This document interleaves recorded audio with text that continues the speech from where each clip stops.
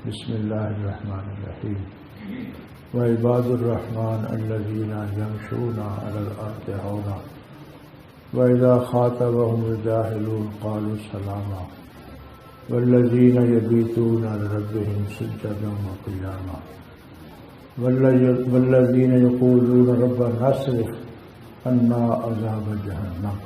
صدق اللہ العظیم۔ اللہ کی توفیق سے ہم اولیاء کے بارے میں کچھ بیان کر رہے تھے۔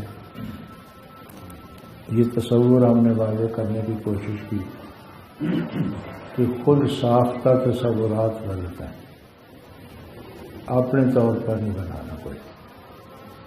ہاں، خدا ساختہ تصورات کو ہم مانیں اور ان پر ایمان لائیں۔ مثلا ہم اوپر سے بے شک شروع ہو جاؤ، نبی اسی کو مانیں گے جس کو خدا نبی بنائے،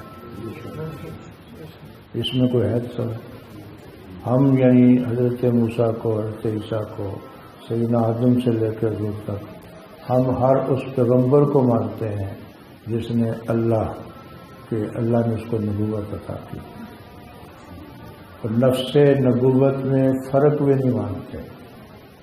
لا نفرق بین احد من الرسل، نفس نبوت دیکھیں آگے پھر درجات کہ علم دوسرے سے بڑھ گیا، حسن دوسرے سے زیادہ دیا، آگے درجات ان میں تلک الرسل فضلنا بعضهم علی بعض، ہم نے بعض رسولوں کو بعض پر فضیلت بخشی، اور ہمیں بھی یہی انداز اختیار کرنا چاہیے ہمیشہ۔ یہ نہیں کہنا کہ فلاں کے مقابلے میں فلاں کم ہے، یہ طریقہ نہیں۔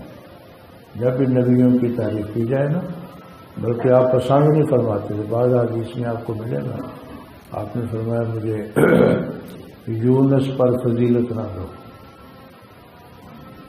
یا کہ لا تفضلونی علی یونس، مجھے حضرت یونس علیہ السلام جو مچھلی کے پیٹ میں گئے، اس کا بھی جو اہل اللہ ہے انہوں نے، یہ کتاب ہے امام قرطبی کا تذکرہ، اس میں اس بزرگ کا واقعہ لکھا ہے کہ وہ خطاب فرما رہے تھے کہ ایک آدمی نے آ کر پوچھا کہ ہمارے محلے میں لباس ہو رہی ہے، حضور علیہ السلام نے کیوں فرمایا کہ یونس جو ہیں ان پر فضیلت نہ دو؟ تو ان بزرگوں نے کہا کہ 1000 دینار اشرفی پیش کر پھر جواب دیتا۔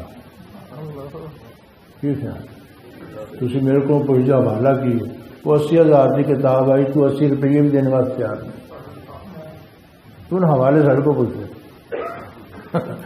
80 بلکہ 80,000 تو کم کتاب بتایا آپ کو، مطلب تاریخ دمشق میں نے خریدی ہے، وہ خود 80 جلدوں میں، آپ حیران ہوں گے۔ حوالہ فٹافٹ جو مولوی صاحب کہ 80 روپیے تو انہیں مولوی دلائے، تو ان بزرگوں نے بڑا اچھا معاشرہ تھا، سچا معاشرہ تھا، انہوں نے کہا اس طرح مسئلہ حل نہیں ہوتا، 1000 دینار اشرف سونے کی تھی، پیش کر پھر دیکھ مسئلہ آنا ہی نہیں آنا۔ وہ سچا آدمی تھا، اس نے پیش کیے۔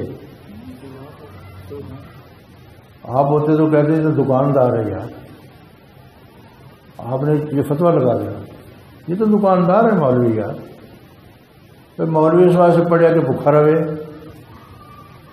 ڈاکٹر کو فیس دیتے کوئی تکلیف نہیں ہوتی تجھے، وکیل کو کوئی تکلیف نہیں تجھے، مولوی دکاندار ہی ملا تجھے، اور یہ بھوکا رہے، بلکہ اس کو زیادہ دو تاکہ مسجد کا چندہ نہ کھائے۔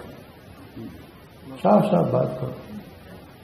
انہوں نے 1000 دینار شریف پیش کی، اللہ کی جان دیکھو، ان کے پاس ایک عالم بیٹھا تھا، آپ نے وہ لیے نا پیسے، اسے دیے، ان کے تو اپنا کام جا کے کرنا ہے، تو اپنا کام کا۔ وہ ہوا یہ تھا کہ کوئی مقروض آدمی تھا، تو ان کے پیچھے پڑا ہوا تھا کہ دعا کرو میرا قرضہ چکی جائے، تو اللہ تعالیٰ نے بھیج دیا نا، تو موقع تھا کہ مطلب دیکھو نا بزرگوں کا عمل دیکھو، انہوں نے اسی وقت سے کہا 1000 دینار اس کی ضرورت تھی، اللہ نے پوری کر دی ہے۔ انہوں نے کہا تو جا، میں انہوں مسئلہ سمجھانا۔ پھر انہوں نے مسئلہ سمجھایا، واقعی 1000 دینار کیا ساری دنیا دے کے بھی نہیں ملتا، پھر انہوں نے مسئلہ سمجھایا. مسئلہ کیا تھا؟ اللہ اکبر. اللہ پہلے اصول سمجھ لو. اللہ تعالیٰ جہت سے پاک ہے، اللہ تعالیٰ مقام سے پاک ہے. کچھ لوگوں کو غلط فہمی ہے، وہ اللہ تعالیٰ کو عرش تک محدود سمجھتے ہیں. یہ غلط فہمی. اللہ تعالیٰ کا جو عرش ہے نا، وہ اس کی جلوہ گاہ ضرور ہے. جس طرح آپ نہیں کہتے کہ مدینہ رحمت کا مرکز ہے، اسی طرح عرش جو ہے نا وہ مرکز ہے اللہ پاک. لیکن یہ نہیں کہ اللہ تعالیٰ کو اس پہ بیٹھا ہوا ہے یا لیٹا ہوا ہے، ایسا. وہ بلکہ فرمایا جہاں جہاں بھی تم ہوتے ہو میں تمہارے ساتھ ہوتا ہوں. لیکن وہ جہت سے بھی پاک ہے، مکان سے بھی پاک ہے. یہ ذہن میں رکھو نا. اب انہوں نے کہا کہ حضور علیہ السلام کیونکہ معراج پر گئے، لا مقام پہ پہنچے. حضرت یونس علیہ السلام مچھلی کے پیٹ میں نا تحت الثرى میں پہنچے. وہ زمین کے سب سے نیچے سے بھی حضور لا مقام میں پہنچے. آج میں یونس پر مجھے فضیلت نہ دینا. یونس بھی اتنا ہی رب کے قریب ہے جتنا میں قریب ہوں. تحت الثرى میں بھی رب اتنا ہی قریب ہے جتنا وہ عرش پہ قریب ہے. ہاں لا مقام اسے عزت بخشی، مقام بخشا، معراج بخشا ہے، اس سے مجھے انکار نہیں ہے. لیکن خبردار کو یہ تصور رکھے کہ میں بیت اللہ کے پاس گیا تو رب زیادہ قریب ہو گیا، رحمانیہ میں گیا تو زیادہ دور ہو گیا. نحن اقرب الیہ من حبل الورید. قرب الہی اور محسوس اسے ہی ہوگا جو اللہ کا بندہ بنے گا. تو آپ یہ طریقہ ہرگز نہیں اختیار کرنا کہ تقابل کرو نبیوں کا. یہ جو محدث بریلوی گزرے، ان کے سامنے کسی نے حضرت یوسف کے بارے میں کہا نا کہ ان کی شان گھٹی ہے تو اسی در سے گھٹی ہے، تو ان کو حسن زیادہ دیا تو آپ نے اسے روکا. فرمایا اس طرح نہیں بیان کرنا، بلکہ کہہ کہ ان کی جو ذات ہے نا، جو حسن، وہ ذات بڑی ہے تو ان کے در سے بڑی ہے. یعنی نقص والا پہلو نہیں ہے. قرآن کا انداز ہے تل کا رسول فضلنا بعضهم علی بعض. پھر حضور علیہ السلام نے دیگر انبیاء کو اپنا بھائی قرار دیا، مجھے عزت بخشی. ہمیں بھی دیکھو کتنا اسلام پیارا دین ہے ہمارا. وہ تو ایک پیغمبر کی گستاخی قبول کرنے کے لیے کہتے ہیں جی نہیں، حالانکہ ہم تو الحمدللہ 1,24,000 یہ جو 295 سی ہے نا، صرف حضور کے بارے میں نہیں ہے، ہر نبی کے بارے میں. یعنی کوئی بغل ہے تو بلکہ یورپ میں آپ کو شاید یاد ہوگا جب حضرت عیسیٰ علیہ السلام کے بارے میں ایک فلم بنی تھی اور بڑے غلط اس کے سین آئے، تو اس وقت سب سے زیادہ احتجاج جنہوں نے وہ بند کرائی وہ مسلمان تھے. انہوں نے کہا یار ہم برداشت نہیں کر سکتے کسی نبی کے بارے میں. یہ تو ادھر کلمے بھی پڑھنے اور ادھر جو مرضی، یہ غیرت کے خلاف چیزیں ہیں.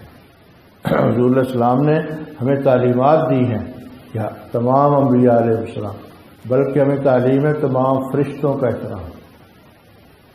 خصوصاً آپ کو سمجھاتا رہتا ہوں سیدنا جبریل علیہ السلام، یہ وہ فرشتہ ہے جو حضرت آدم سے لے کر حضور تک شریعت لانے والا ہے. اتنا مقام ہے اس فرشتے کا.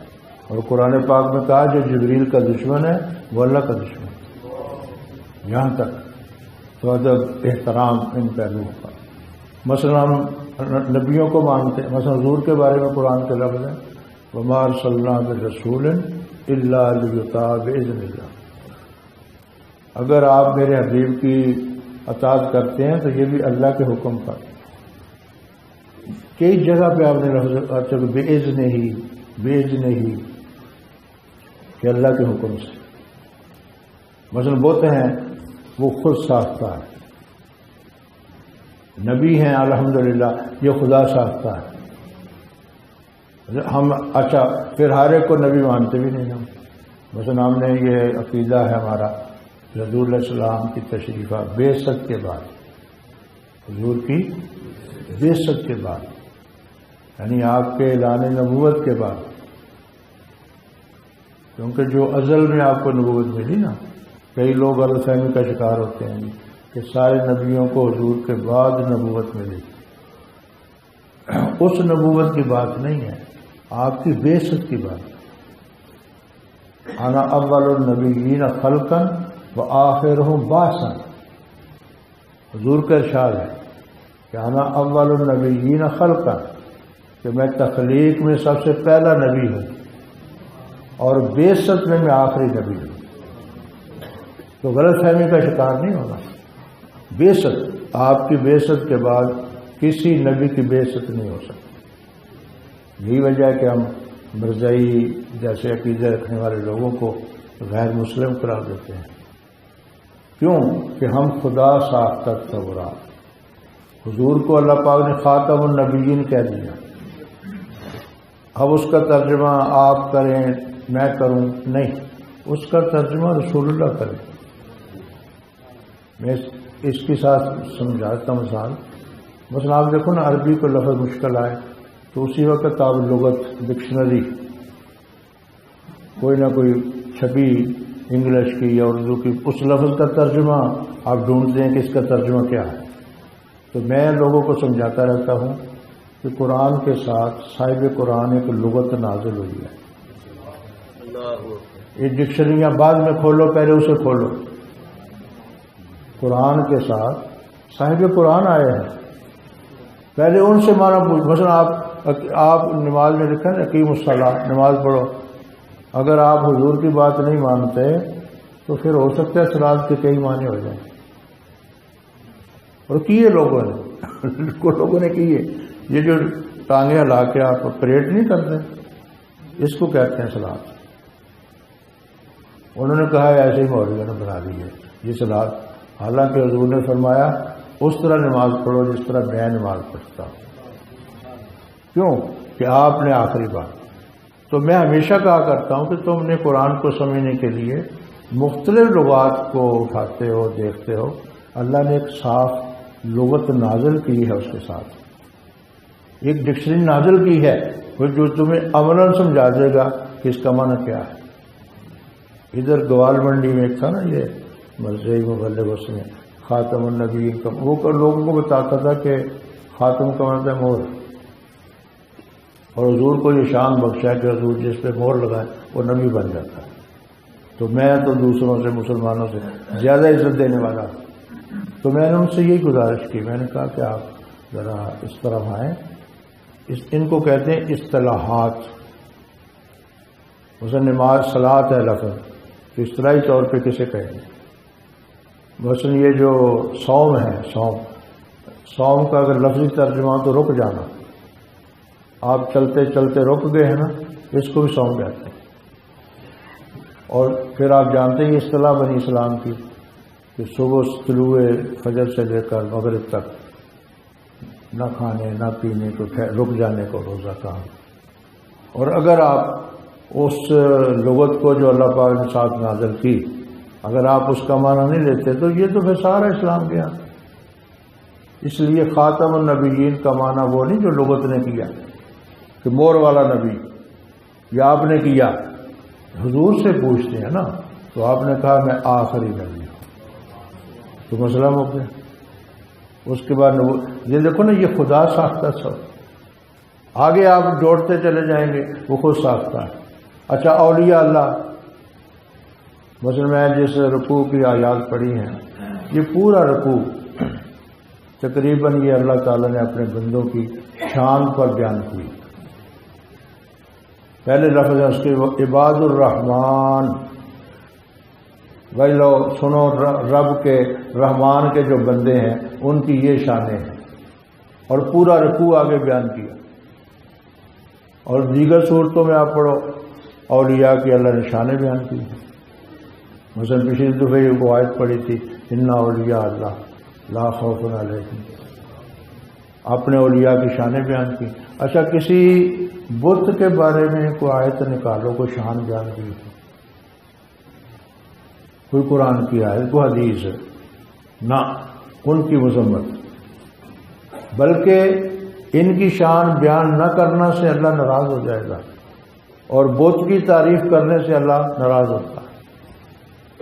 یعنی ان قرآن پاک پر وہاں تو لفظ ہے انکم وما تعبدون من دون اللہ حسب جہنم، کہ تم بھی اور تمہارے یہ بت ان تمام کو جہنم کا ایندھن بنائیں گے۔ وہ ان کو تکلیف کے لیے نہیں پتھر ہیں، وہ صرف یہ کہ ان کو عبرت کے لیے، تو یہ ہے تمہارے خداؤں کا حال۔ اور قیامت میں حدیث میں آتا ہے نا کہ جب ان کے وہ خدا کہتے تھے نا، اور جب ان کو کہا جائے گا کہ تمہارے خدا جہنم میں چلے گئے تم بھی جاؤ، تو وہ کہیں گے ہم نہیں جائیں گے، ہم نہیں جائیں گے، وہ ڈر جائیں گے۔ اور اللہ تعالیٰ کہے گا اچھا میرے ماننے والے ذرا بلاؤ، میرے ماننے والوں کو بلاؤ ذرا، تو ان کو بلایا جائے گا اور کہا جائے گا اس میں داخل ہو جاؤ، وہ چھلانگیں لگا کے جائے گا۔ فرمایا بے وفا تم ہو کہ یہ ہے، یعنی ہماری جو دوستی ہے ان کے ساتھ وہ بھی کچی ہے۔ وہ صحابی کا بیان پڑھو نا، صحابی حضور نے پوچھا کہ جب اسلام نہیں لائے تھے کیا کرتے تو انہوں نے کہا جی ستوؤں کا بت بنا کے سفر میں ساتھ لے جاتے ہیں۔ ستو نہیں ہوتے ستو، ان کا بت بناتے حضور ساتھ لے جاتے، بھوک لگتی تو پن توڑ کے کھا بھی لیں گے، تو دل کرتا سجدہ بھی کر لیں گے۔ یہ تصورات، یہ خود تصورات ہے، خدائی تصورات نہیں۔ مثلا اولیاء اللہ کا لفظ ہے، یار اولیاء اللہ کا معنی کرو نا، اللہ کے دوست، اللہ کے لو، تو ان کو نہیں ماننا تو کس کو ماننا؟ ایک اور لفظ استعمال ہوا قرآن میں، حزب اللہ، فرشتوں کو، اللہ کے نیک بندوں کو کہا حزب اللہ، یہ اللہ کا لشکر ہے۔ اور ہم ہیں جناب بت اور اس میں فرق ہی نہیں کر رہے۔ کئی بتوں کو اللہ نے حزب اللہ کہا، ان کو طاغوت کہا، ان کو شیطان کہا، ان کو اپنا دشمن قرار دیا۔ اسی لیے آپ قرآن مجید پڑھو نا، اصطلاحیں دو ہیں، ایک اولیاء اللہ، ایک دون اللہ۔ دون اللہ کہتے ہیں مقابل۔ یار یہ تو ایسے لوگ ہیں اللہ کے دوست، ان کے بارے میں تو حدیث میں آتا ہے کہ ان کے دیکھنے سے اللہ یاد آ جاتا ہے۔ اور سب سے زیادہ پھر میرا خیال ہے سرور عالم کی ذات ہے۔ میرا خیال ہے کچھ درجن سے زیادہ میرے مطالعہ میں وہ لوگ ہیں جنہوں نے حضور کی سیرت نہیں پڑھی، جو قرآن سے ابھی آگاہ نہیں ہوئے، واقف نہیں ہوئے، لیکن حضور کی صورت و مبارکہ کو دیکھ کے مسلمان ہوئے۔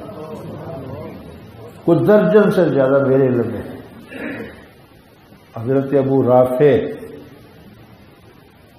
یہ کافروں کے سفیر تھے، اور آج کوئی آپ جانتے ہیں سفیر بڑا پکا بندہ بنایا جاتا ہے تاکہ وہ اپنے حالات کو بھی جانتا ہو، ان سے بھی آگاہی ہو۔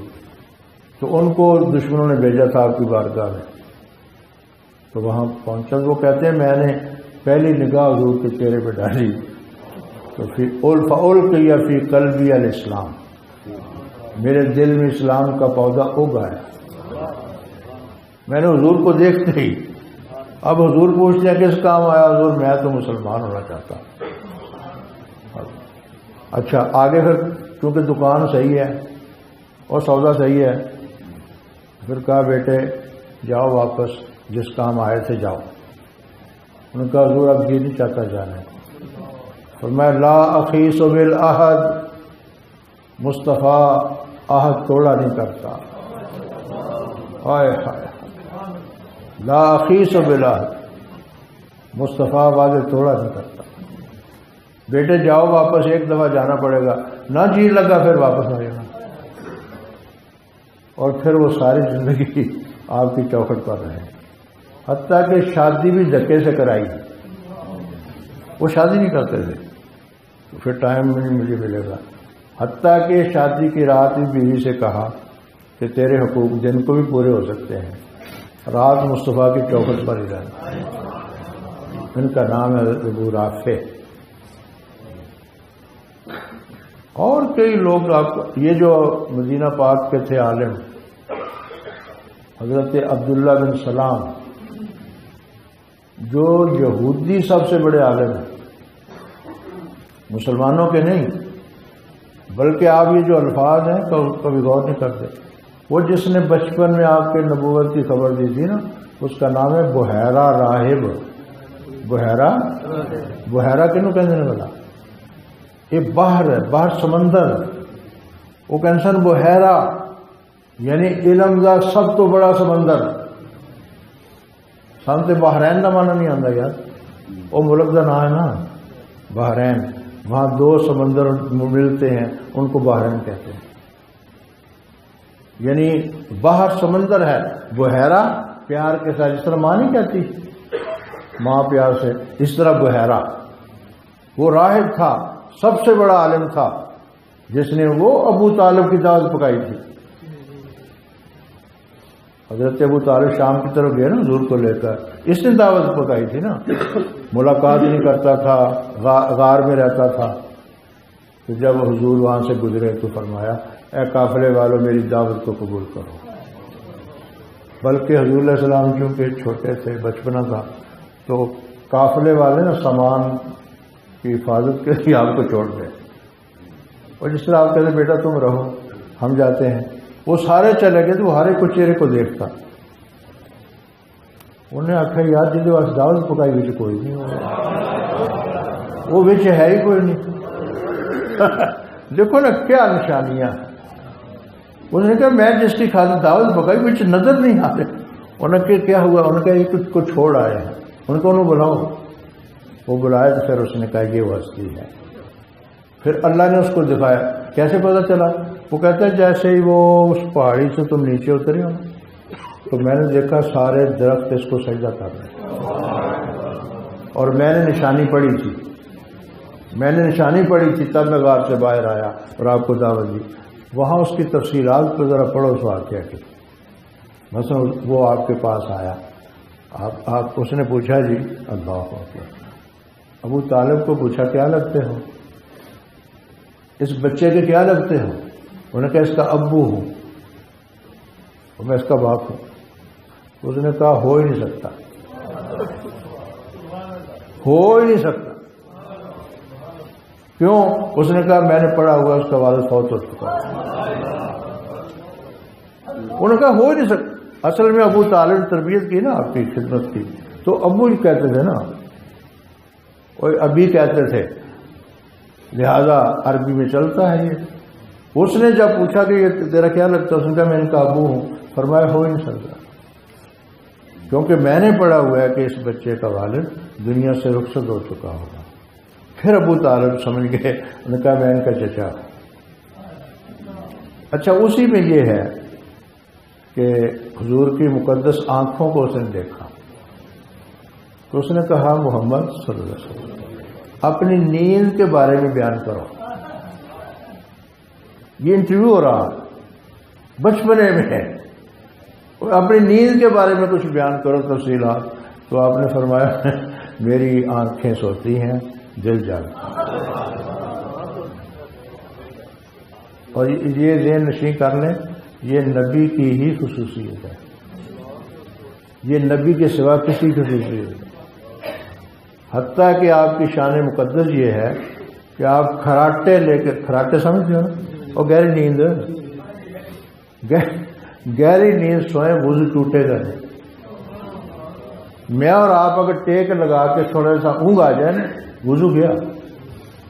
سرور عالم گہری نیند بھی سو جائے وضو نہیں ٹوٹتا. کیوں؟ کہ دل جاگ رہا.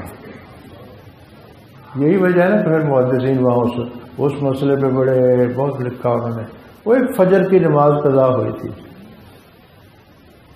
آپ سفر میں تھے نا، تو سفر کا ٹائم فجر آ گئی، ابھی تھوڑی دیر رہتی تھی فجر میں. تو آپ نے کہا کہ ایسے کرو نماز پڑھ کے نا پھر لیٹتے ہیں.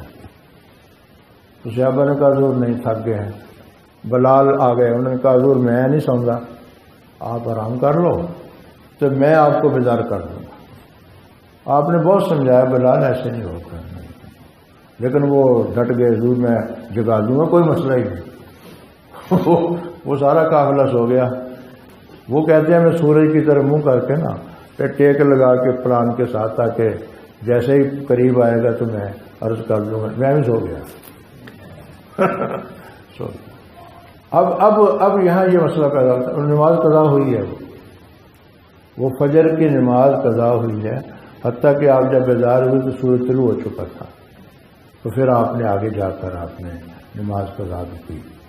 اب یہ جو ہے کہ دل جاگتا ہے اور سورج چڑھ آیا اور پتہ نہیں چلا اور فلانے ہوا، تو اس کا وہ جو جواب ہے، خلاصہ ہے نا اس کا جو جواب تھا، وہ اس کا بڑا شاندار ہے۔ وہ کہتے ہیں کہ تم نے یہی نماز دیکھی ہے جو پڑھتے ہو،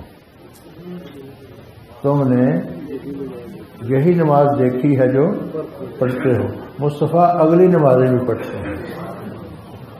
تو ہو سکتا ہے مصطفیٰ کا دل مشاہدہ الہی میں اس قدر مستغرق ہو، اور علی حضور کی نیند پر نماز مار دیتا ہے تو مصطفیٰ رب کے مشاہدہ پر نماز نہیں مار سکتا، کیونکہ ہمیں نماز یہی دیکھی ہے اور کہ دیکھا کچھ نہیں۔ اور یہی وجہ ہے، آپ ایک ایک صحابی کو پڑھ لو، وہ کہتے ہیں قیامت آ سکتی ہے، ہم مصطفیٰ کو جگا نہیں سکتے، خبردار مجال، کیونکہ وہ سمجھتے تھے کہ اس ہستی کی نیند کا عالم کیا ہے۔ تو پھر اس نے انٹرویو کیا، یہ جو عبداللہ بن سلام ہیں یہ بھی یہود کے عالم ہیں، بلکہ آپ حیران ہوں گے، آپ وہ ورقہ بن نوفل تھا ایک، اور مکہ میں ان کا سب سے بڑا فاضل ہے وہ۔ لوگ تو یہ کہتے ہیں نا کہ حضور کو ان کے پاس لے گئے کہ حضور کو اپنی نبوت میں شک تھا۔ میں ہمیشہ کہا کرتا ہوں کہ حضرت آدم سے لے کے عیسیٰ تک پڑھ لو، ہر ایک نے اپنے اعلان نبوت کیا، پھر دوسرے کو پتہ چلا یہ نبی ہے۔ حضور علیہ السلام واحد شخص ہیں جن کے غیروں نے پہلے اعلان کیے، غیروں نے پہلے اعلان کیے۔ اور ورقہ بن نوفل کے پاس جیسے حضور نے واقعہ سنایا غار حرا کا، اس نے کیا کہا تھا؟ اس نے کہا تو اللہ کا نبی ہے، بلکہ اس نے یہاں تک کہا کہ اگر میں اس وقت موجود ہوا جب تجھے مکہ سے لوگ نکالیں گے میں تیرا تعاون کروں گا۔ یعنی ایک ایک شے، اسی لیے قرآن نے کہا نا یعرفون ابناءہم، تو جو اہل کتاب سے مطالعہ رکھنے والے لوگ تھے وہ میرے نبی کو اولاد سے زیادہ پہچانتے تھے۔ حضرت عبداللہ بن سلام کہتے ہیں پہلی مجلس میں حاضر ہوا تھا، مسجد رسول کہاں بنی تھی، کچھ مسجد نبی نہیں بنی، پہلے دنوں کی بات ہے، ہجرت کی بات ہے۔ وہ کہتے ہیں اپنے ساتھیوں کے ساتھ میں حاضر ہوا، ہم نے پوچھا حضور کے بارے میں، تو وہ صحابہ کہتے تھے حضور اصل میں نا مل جل کے بیٹھتے تھے نا، تو پھر وہ کہتے تھے سب سے جو چٹا گورا ہے نا یہ ہمارا نبی ہے، وہ مل جل کس طرح بیٹھتے ہیں۔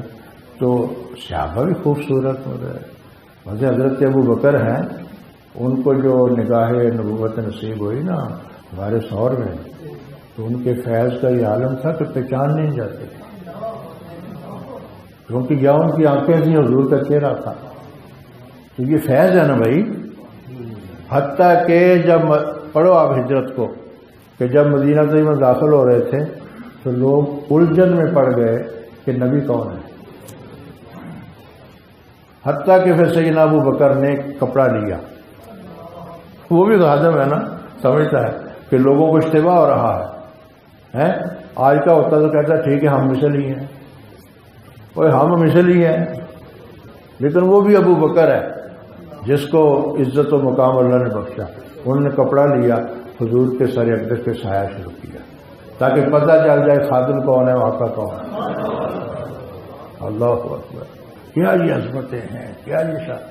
حضرت عبداللہ بن سلام کہتے ہیں ہمیں جیسے حضور کے چہرے پہ میری نگاہ پڑی تو میں نے اپنے جو 2-3 ساتھی میرے ساتھ تھے نا، میں نے کہا ان کا مشن پوچھیں گے کیا ہے، ان کی سیرت دیکھیں گے کیا ہے، کیا مطالبہ ہے، کیا نہیں ہے، لیکن ایک تبصرہ مجھ سے سن لو،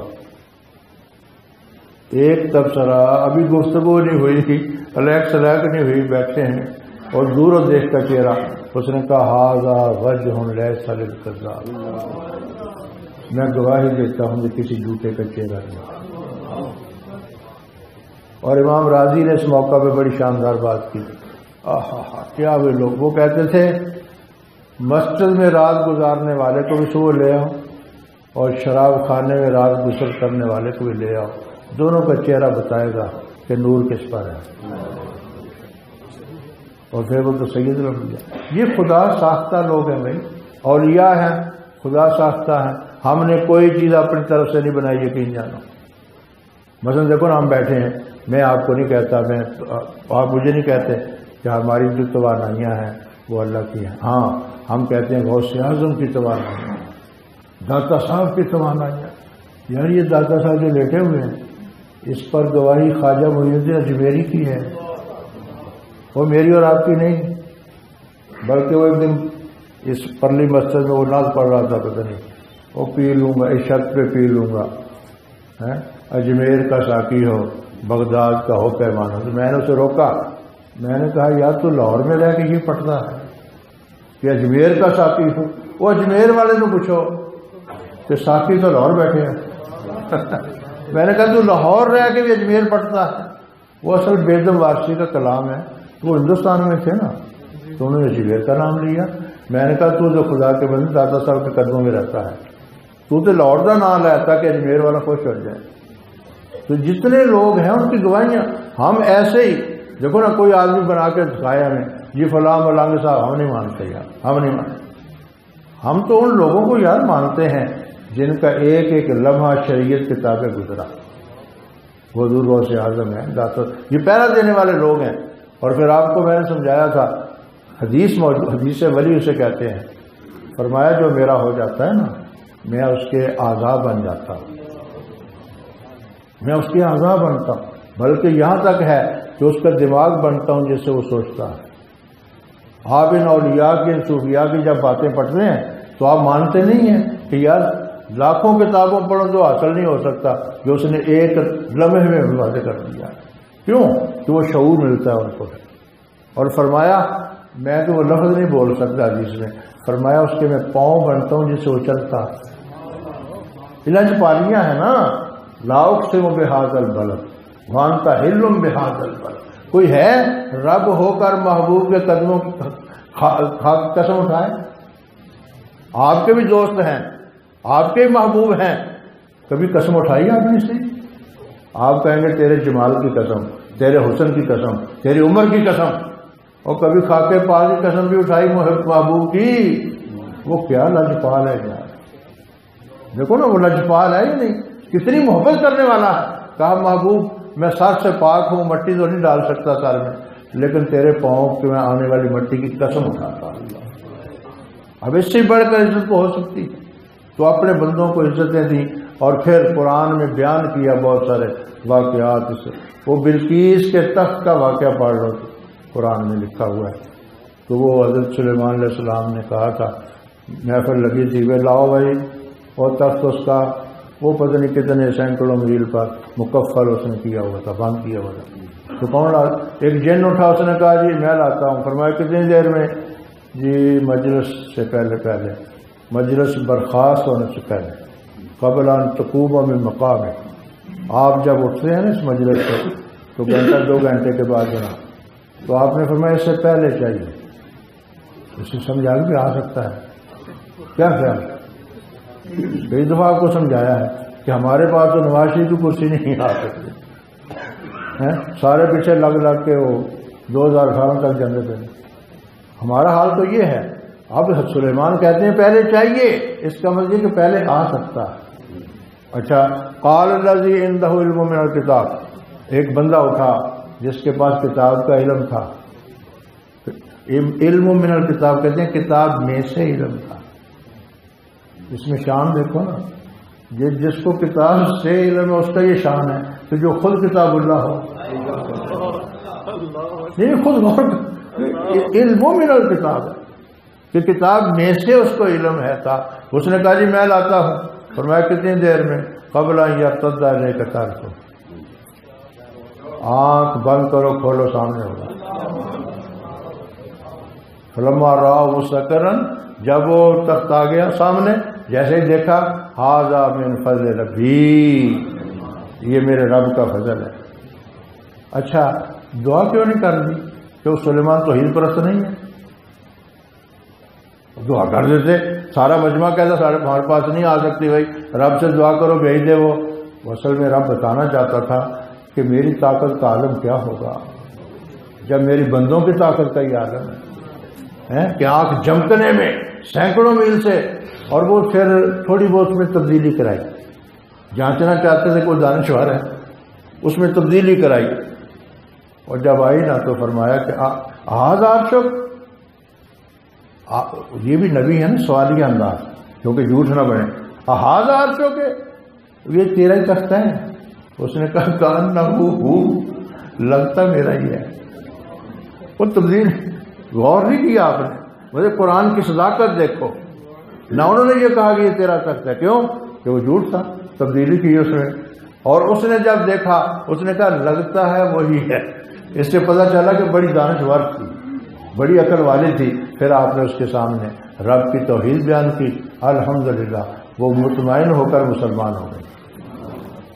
میں ایک جگہ خطاب کرنے گیا، وہاں ایک مولوی صاحب لگے ہوئے تھے، یہ اولیاء مکھی نہیں مار سکتے۔